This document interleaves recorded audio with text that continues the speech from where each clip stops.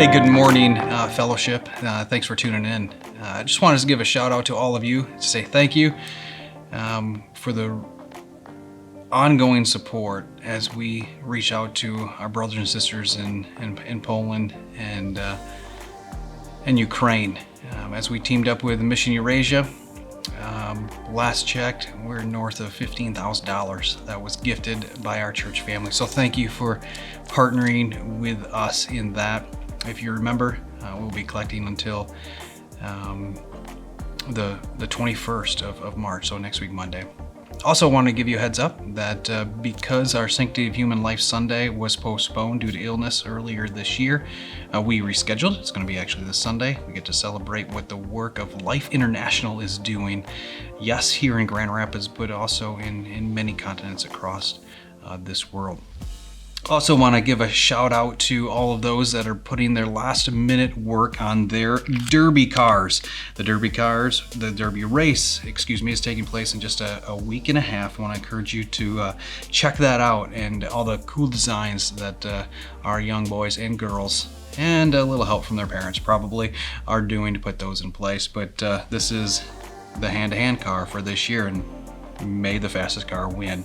What we're talking about this Sunday, as we continue to look forward to the sermon series of being refocused, we're going to look at the practice of rest. And I want to ask a question right off the bat. What comes to mind when you think of the word rest? A lot of us think, okay, well, we'll sleep when we die.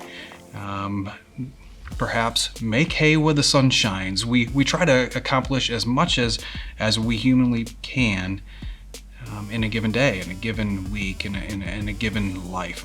All right, but we're going to be looking at specifically at what the Bible says, but also what Jesus says and how he reflects the practices of rest, specifically three very ways. The spiritual rest that Jesus displays, that the Word commands, physical rest, and the third one, mental rest. A couple of references that are relatively familiar to many of us. Just let me read these to you. Exodus 20, and then again in Genesis, God blessed the seventh day and declared it holy, because it was the day that he rested from all that he had created. Psalm 23, he leads me down green pastures and beside quiet waters, in a spirit of rest. A couple of more, my soul finds rest in God alone, for he is my refuge, my strength, my rock, and my fortress. Jesus says in Matthew 11, come to me, you all weary and heavy burden, I will give you rest. Let me teach you, because I am humble and I am gentle at heart. Rest is something that I believe we all know we need some of.